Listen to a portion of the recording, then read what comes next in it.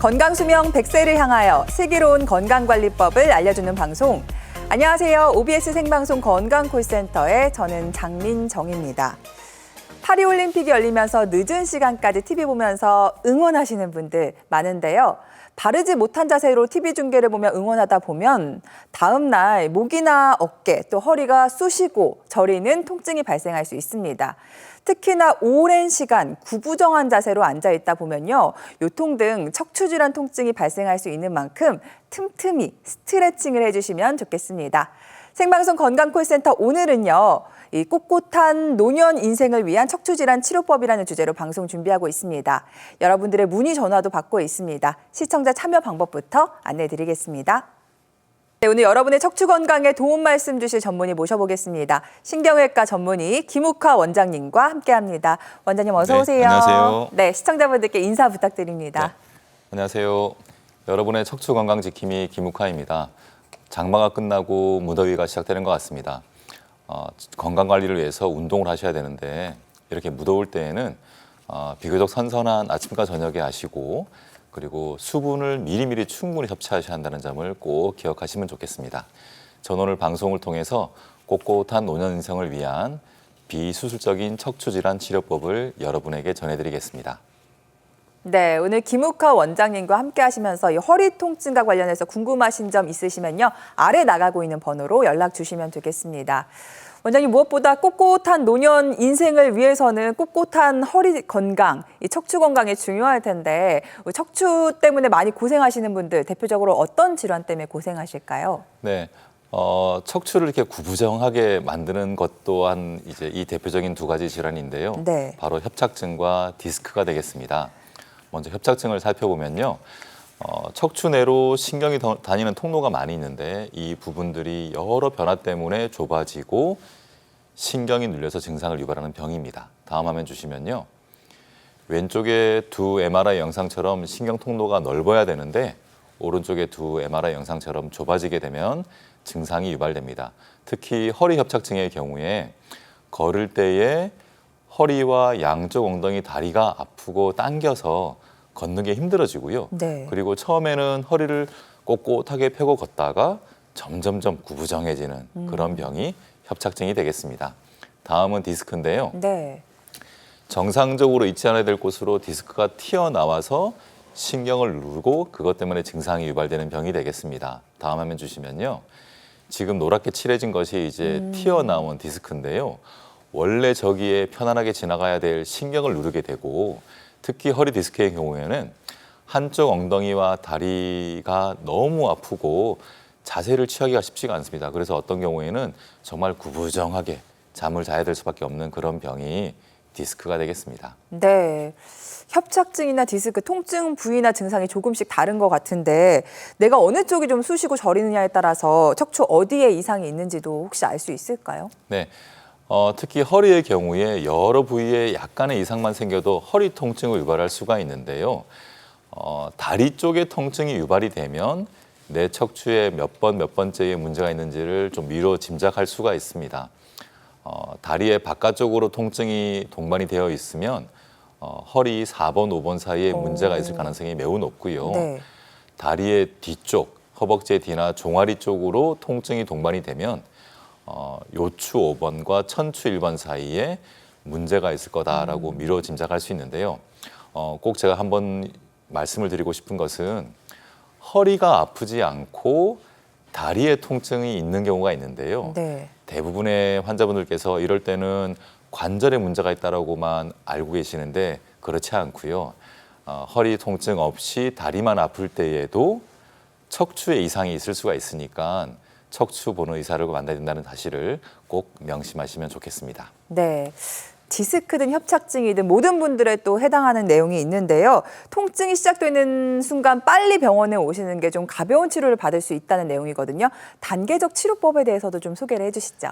네, 방금 사회자께서 말씀하신 것처럼 아프시면 미루지 마시고 병원에 빨리 내원하시는 것이 좋습니다. 네. 지금 화면에 보시는 것처럼 그렇게 해야지 1단계 보존적인 치료만으로도 증상을 완화시키고 통증 없이 지내실 수가 있습니다. 이 1단계 치료에는 약물 치료와 물리 치료, 운동 치료, 그리고 신경 차단술 등의 방법이 있는데요.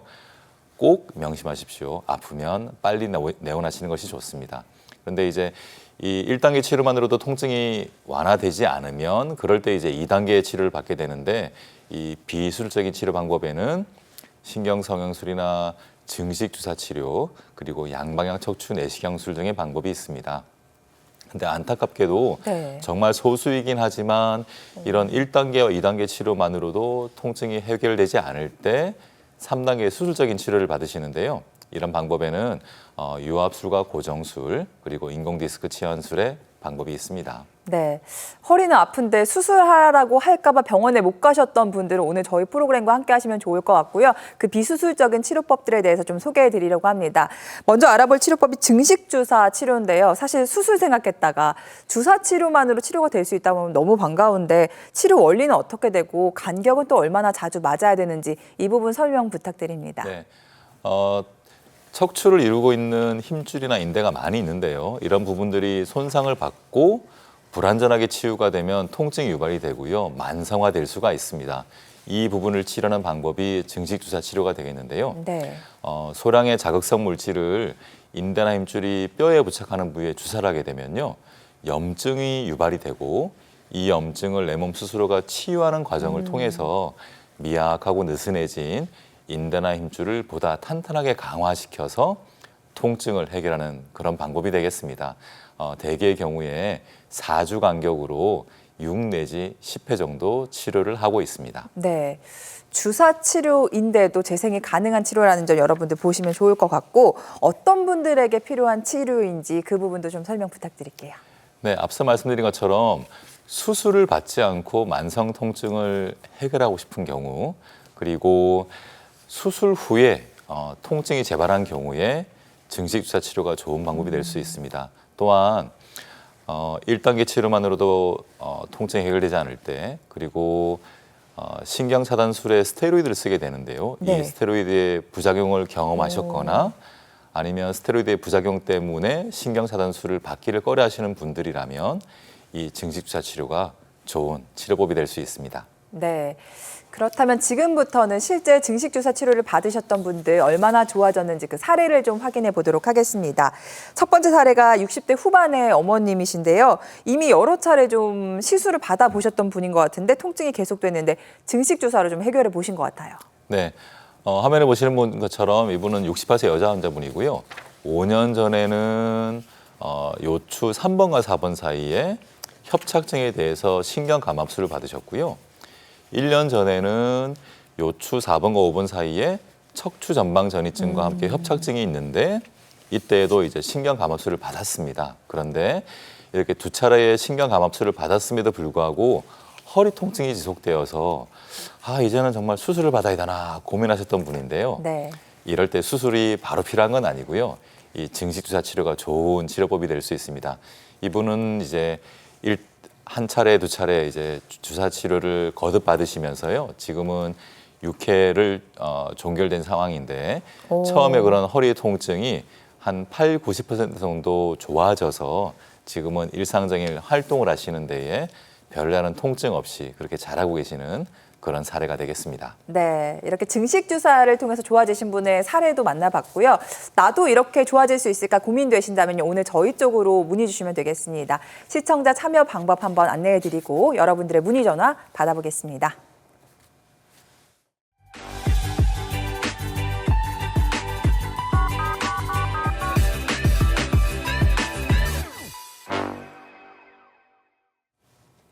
네, 생방송 건강 콜센터 지금 시각 4시 41분에 접어들었습니다.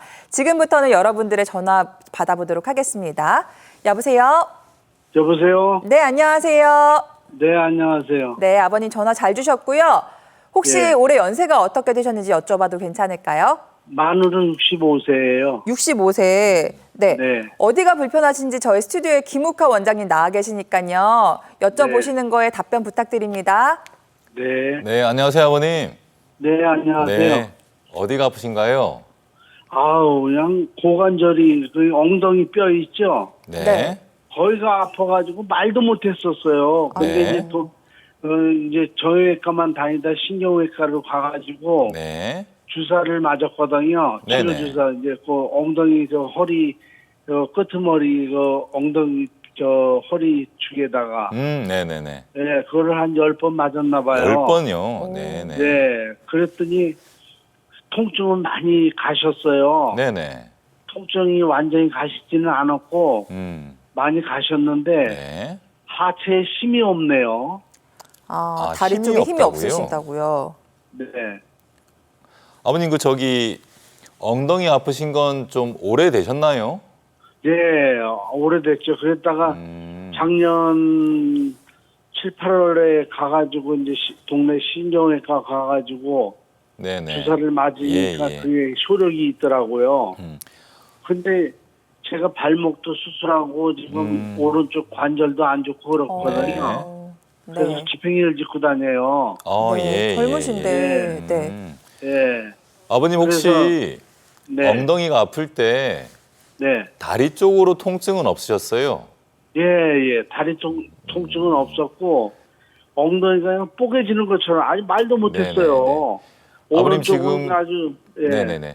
그 이제 다리 힘이 없다고 하셨는데 확실히 그 걸음걸이가 네, 전보다는 많이 느려지시고 좀 불안정해지신 건가요? 그러면? 예, 예, 예, 아버님 저기 이제 어쨌든 이제 주사 치료를 10번이나 맞으셨다고 하셨는데 예, 이제 대체로 오면은 이제 진단을 받고 맞게 되잖아요, 아버님. 예, 예. 혹시 정밀 검사를 받으셨어요? 예, MRI 찍고 다 CT까지 찍고 다 했죠. 네네. 혹시 협착이란 말 들으신 적 기억나시나요, 혹시? 예, 예, 예. 아, 협착이라고 그랬어요. 예. 아버님 이게 지금 그 이제 협착증일 때 경우에 따라서는 이제 환자분들마다 증상은 다 다른데요. 네, 이게 엉덩이만 아픈 경우도 있고 다리까지 같이 아픈 경우도 있고요. 또 네. 어떤 분들은 이런 통증은 없는데 하체에 힘이 없어서 걷는 게 힘들다고 하고 하는 분들도 실제로 있습니다, 아버님. 예. 그래서 지금 주사 치료를 많이 받으면서 통증은 좀 완화가 되었다고 하지만 아직 네. 남아 있는 상태고. 아, 그런데 그러면 이제- 주사를 가서 한 번 더 맞아야 되겠네요. 그럼. 그래서 지금 이게 그 주사를 10번쯤 맞으셨으면 좀 많이 맞으신 편이긴 하거든요, 아버님. 예, 워낙 아프니까 뭐. 그렇죠, 아유, 그렇죠.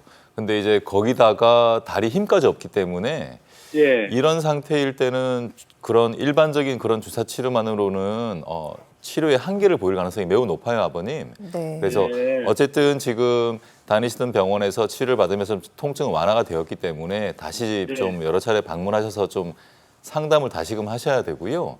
그래서 제가 이제 네네. 그 원장님한테 그랬어요. 통증은 많이 가셨는데 네. 네. 하체에 힘이 없다. 그랬더니 어. 힘 없는 건 저희가 어떻게 할 수가 없는데요. 그러더라고요. 그 이제 힘이 없는 것도 방금 말씀드린 것처럼 협착증의 또 다른 증상일 수가 있거든요, 아버님. 그래서 예. 척추의 다른 부분들을 좀 면밀히 살펴보긴 해야겠지만 만약이라도 지금 다니시는 곳에서 어떤 뚜렷한 해결책을 제시하지 못한다고 한다면요, 아버님. 예. 그 영상 자료를 챙기셔서 네. 가까운 다른 전문 병원을 좀 몇 군데 찾아가시고요, 아버님.